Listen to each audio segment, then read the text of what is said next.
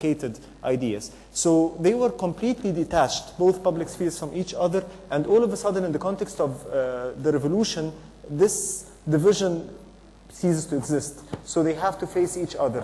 When both are worried from each other, each of them is worried from the other. One is worried because the traditional secular liberal public sphere is worried because in terms of number, the followers of the other public sphere are more, and that causes a real threat to their very existence and identity. On the other side, the Islamic players who are emerging today are not any less worried because they are not used to, they are moving into new grounds which they're not actually used to in any way, which is, I mean, for them more problematic, and they're used to oppression. So they're actually moving while they are always aware or always worried about where will the attack come from in a sense. So in my view, at least, the number one point or the number one objective of this, of building societal consensus, is the inclusion of all players, is making it clear from all parties that everybody is part of the system,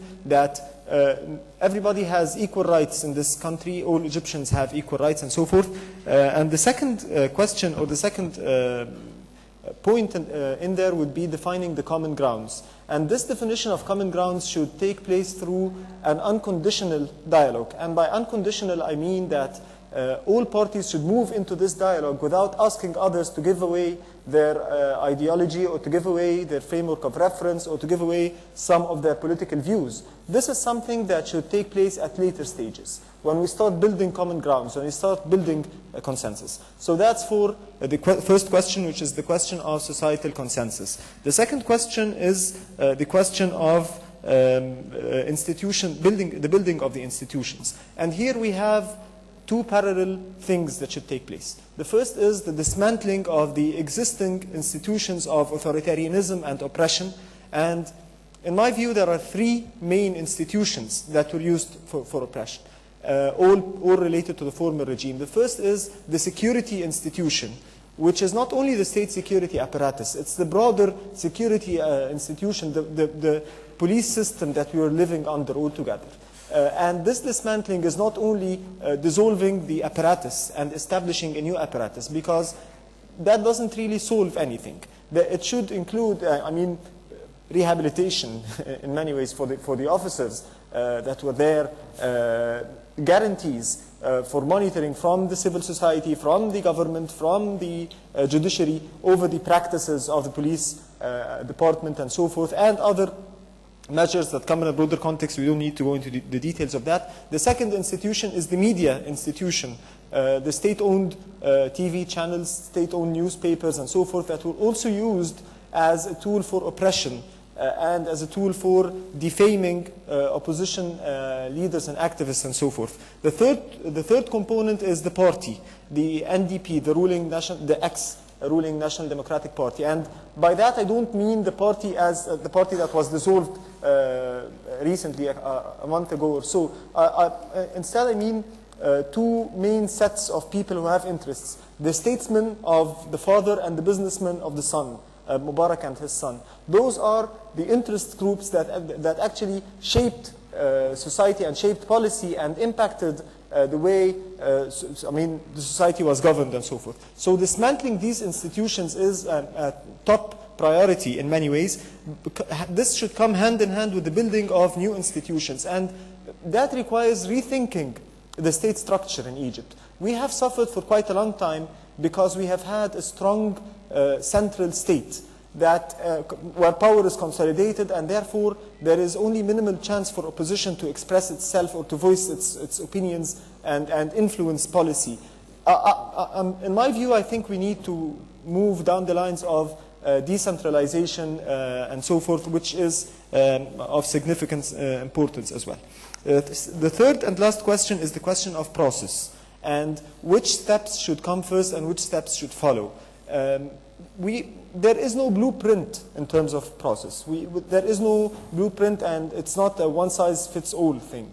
As they have been, the presentations have educated us, we need to think in terms of the local context. There is a unique situation here where a revolution has taken place, but did not actually take control of any of the state institutions. It is not in power. And this creates a vacuum in terms of political legitimacy, because the institution that's now ruling the country has only administrative but not political legitimacy. Its legitimacy is temporary and is on the basis of it being neutral and I mean taking over power and acting in a neutral manner to hand over power to any democratically elected party or government. So this being a neutral body with no no sufficient political representation and so forth creates a vacuum in terms of legitimacy, and therefore the number one priority is to move into having a new democratically elected body. But there are of course constraints and there are challenges pertaining to that. So to cut a long story short, we have defined milestones. Now, after the referendum on the constitutional amendments, we have defined milestones. So the first thing we would have is parliamentary elections, and then we would have the committee that would draft a new constitution, and then we would elect a new president. Now, having said that, of course, there are threats, because we don't want, none of us wants to see constitution drafted by a political majority. The constitution should reflect societal consensus and not political majority. And this, in my view, dictates the type of discussion that should take place over the next few months. If anything, we should be discussing the composition of this committee that's comprised of 100 people. We should be discussing this composition. How many people should be there reflecting professional unions? How many people should be there reflecting workers' unions? How many people should be there reflecting political parties, reflecting ethnic minorities, religious groups, and so forth? So this type of discussion is useful in at least two ways. Number one, it helps us guarantee that the constitution will be drafted reflecting societal consensus and not the political majority. And number two, it helps all different parties in understanding what comprises the societal consensus. Because now that they will be discussing the composition of a committee that would draft the constitution, they would realize that societal consensus, for instance, requires the inclusion of ethnic minorities in Egypt, which are almost forgotten. I mean, whether the Bedouins or the Nuba and so forth, they're almost forgotten. The question of religious minorities, the question of workers and labor rights, and so forth, all those questions would be inevitably included when we're discussing the structure of the constitutional, the committee that would draft the constitution. Thank you.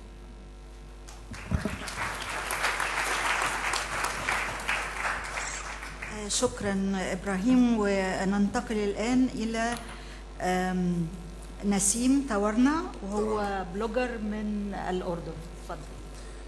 تفضل. Good evening. Just to comment basically on a couple of things that have been said, that way we can start off. Speaking from the Jordanian experience, Jordan is a much more complicated country to some extent. It's much more difficult in the sense that it's tough to read. It's tough to understand what's going on. It's a country that has constantly lived in the more gray area rather than black and white. And going back to what was said about the people being part of the process, and this is probably the most important thing, narrative must be written by the people. That's an excellent quote right there. In Jordan, the narrative is not only not written by the people, but it's written by some people who have been selected by the state in order to represent some other people, and therefore that's where the complications arise.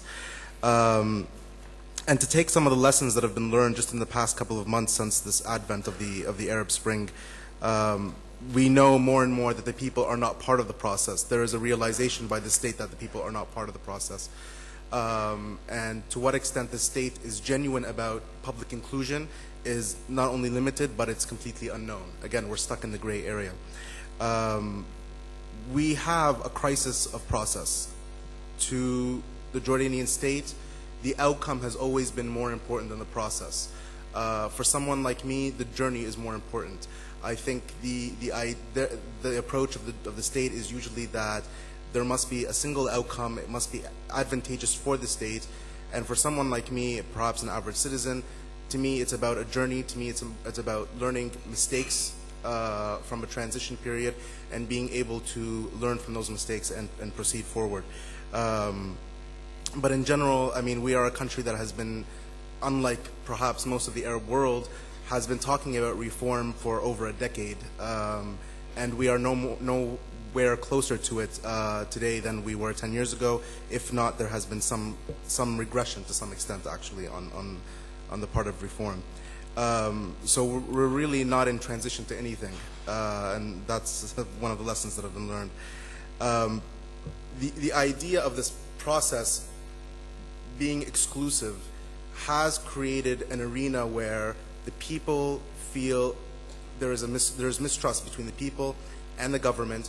They feel that they are not on the same page, and that has created, a manifestation that has grown over the past decade, if not more, of a generation of people who are, mistrusting of the government, who are frustrated of the government, who are growing more and more angry to some extent, and this is predictable, very predictable. We've seen what happens when that kind of frustration explodes on the streets, as we've seen in Tunisia or in Egypt, and indeed perhaps much of the Arab world at this point. And that has always been predominantly because of the lack of public inclusion. Now, the state will always say, yes, we do include people. We do, form committees, and that's probably one of the problems, is that our definition of what public inclusion is or what it entails has always been inconsistent. More recently, probably perhaps the boldest of moves towards reform in the past 3-4 months have been the formation of a national dialogue committee in Jordan, and this committee has been tasked. It's a 55-member committee, which is minus a few people now, but is a 55-member committee who has been tasked to review the electoral law in the country and to some extent the constitutional reforms. I'm sorry, the party laws. So this is a clear example of, again, how a member, 55 people were chosen by the state to represent the rest of the people. The majority of the people do not know who is on this. They know the names, but they are not familiar with any of them. And this, again, this is what causes the problems. But it allows the government to come back and say, after 3 months of talk and debate, that we gave you what you asked for. We formed a committee and they represent you. We know that they represent you because we chose them to represent you, and this is one of the problems. I wanted to speak more towards the public inclusion of youth. 60% of Jordan is under the age of 30, and that number is probably even higher. But this is a telltale sign that there is a problem when you have a majority of the country that is not represented, that is frustrated due to that lack of representation. And much of this is due to a confluence of events. Much of this is due to a failing educational system, where many of these kids who are going through the university system are not receiving the education that they should be. Therefore, they are taught by either their environment, their peers, their parents, even the system itself, not to partake in the political process, despite affirmations from the executive or the monarchy that, yes, you should go out and you should join political parties. On the ground level, this is very inaccurate. It's not happening. The economy is another huge element.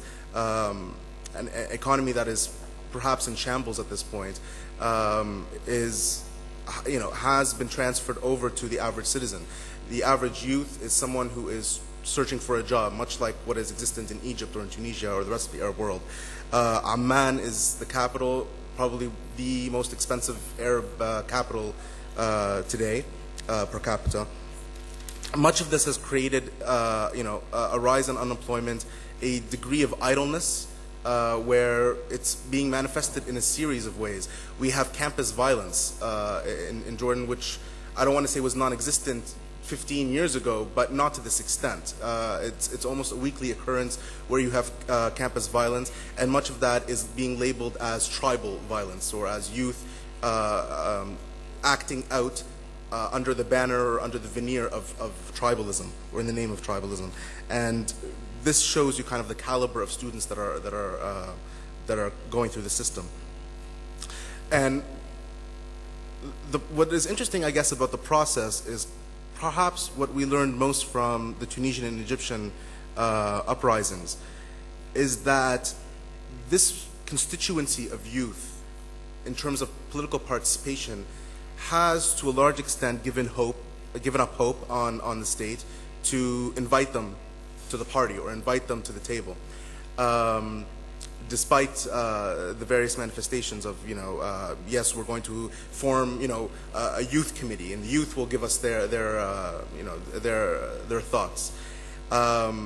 Being treated as a minority has always been sort of that hallmark of what youth are about in a country like Jordan. But what is interesting now is what is happening online and how the youth have sort of moved away from the physical interactions with government and state and hoping to have access and being part of a conversation that has always been elite, has always been restricted by the state, and forming their own conversation online. And this is where things are really starting to take shape. Whether it is Twitter or blogs or Facebook, many of these conversations are evolving online. And what is interesting about that is that it's happening for the first time. Many of these conversations are going offline as well. So therefore, groups are forming online and they're holding meetings offline. This is huge. This has never really happened in Jordan. And it's giving way to a whole series of debates, of conversations that were non-existent. A whole series of ideas and thoughts are being exchanged by various parties. People who disagree with each other are finding themselves for the first time.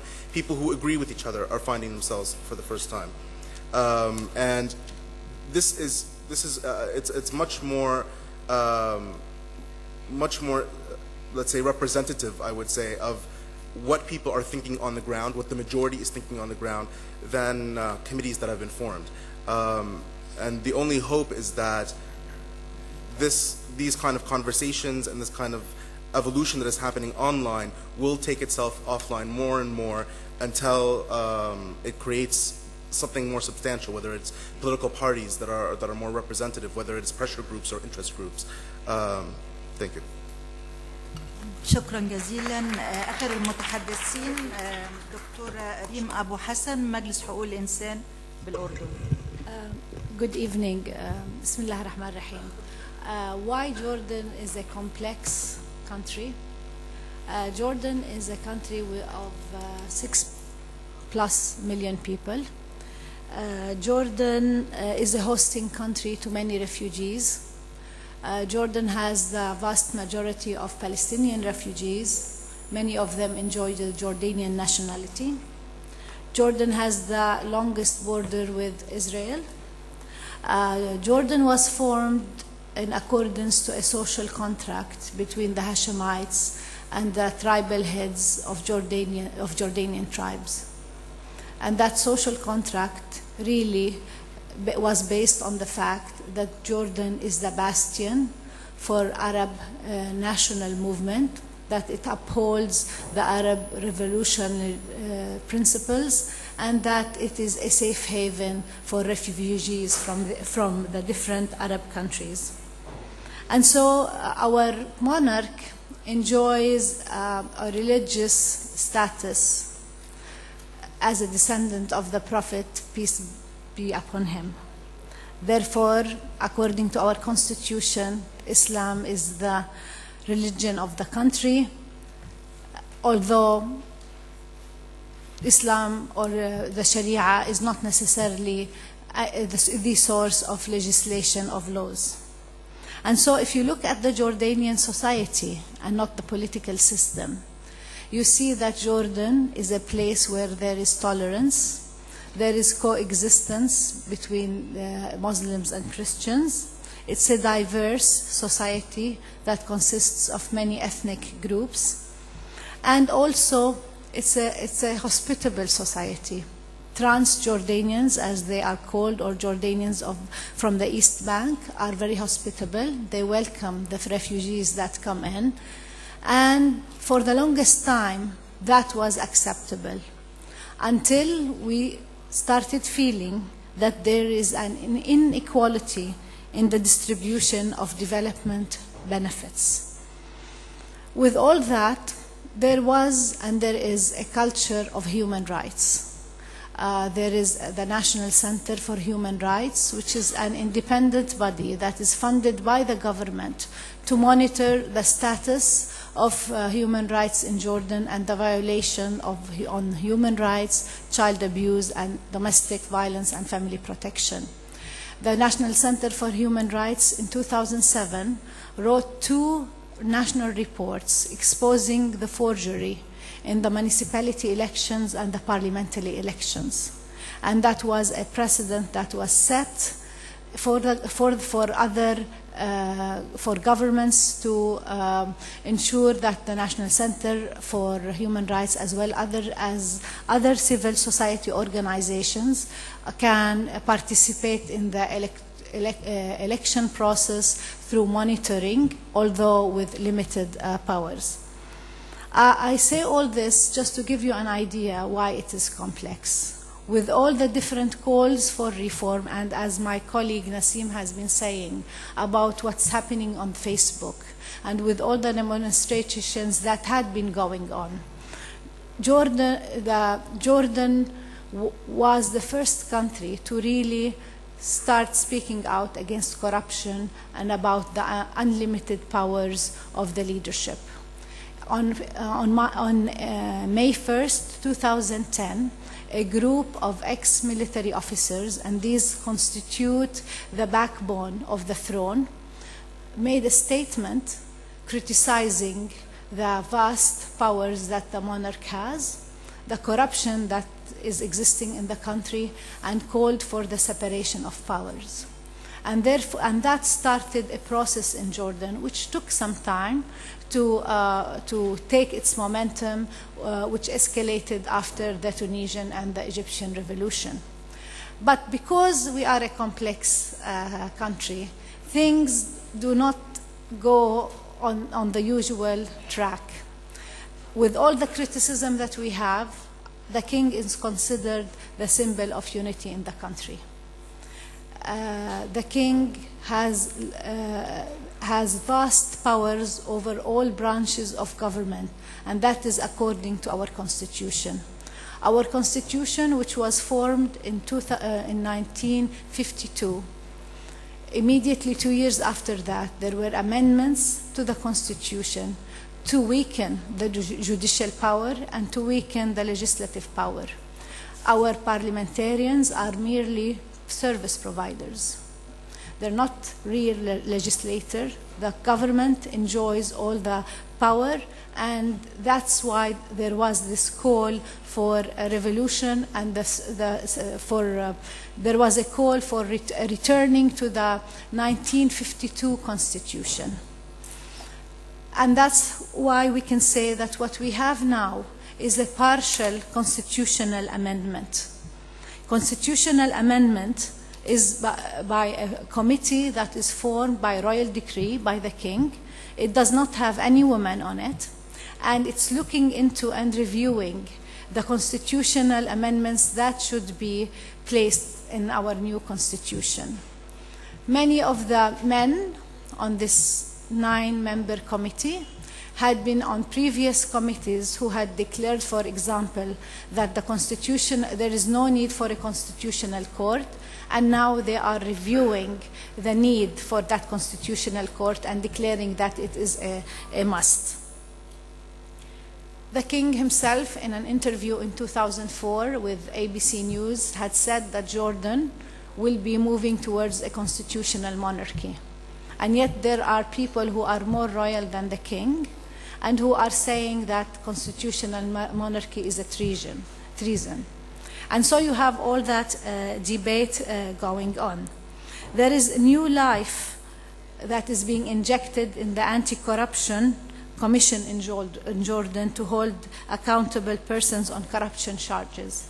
But yet again, it's a hazy process.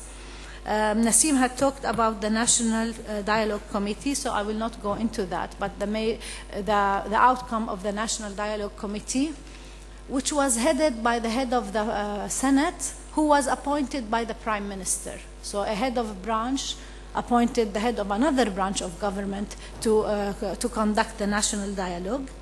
And the main idea is to move away from the one-man vote and to move towards more of a plural system of election based on three aspects: the demography, the geography, and the developmental aspects. And I say these three things because this is what creates some tension in Jordan. Where are the rights of the individuals? Geraldine had talked about the debate that happened in South Africa on whether the groups' rights should be mentioned in the constitution. This is a debate that is going on right now in Jordan.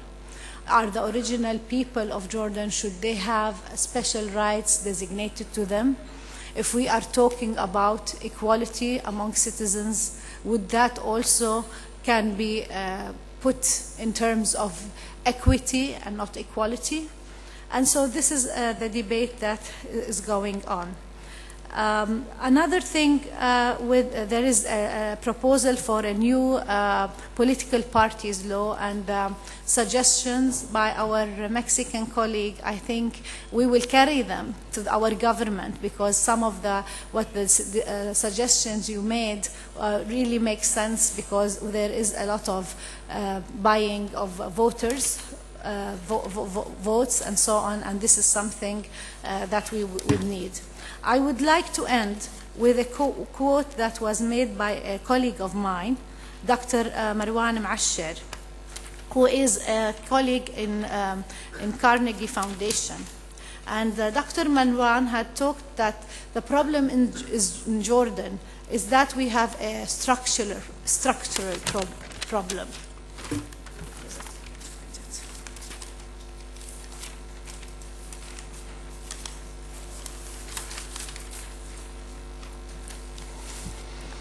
Because what we have is a rentier system. Rentier system is whereby the state relies on rents from such non-productive sources as oil and external assistance. Such rents are also specifically utilized to provide privileges to the political elite in exchange for its loyalty. These groups support the existing order because it occupies a privileged position that would be compromised by a merit-based system rather than ones based on patronage. These are self-appointed guardians of the state. My Tunisian colleague had said that the most difficult phase is the transitional phase. I think it's the start of the call of change that's the most difficult. Thank you. Thank you very much. If you have any questions, please can you write them down on a piece of paper, and until you do this, I would like very quickly to mention some of the major common issues and challenges that both our two speakers from South Africa and Mexico have said, and also our discussants from the Arab countries. The first thing is the writing of the new constitution, with all the questions when, who, before or after the election, and so on, and we've all discussed this. The second question is the ruling political party that was in existence and dominant in many cases, what to do with it, how to move to a plural system. The third question, what to do with those who were involved in maintaining and sustaining the old regime, and also the question of violation of human rights that took place and how to redress these violations.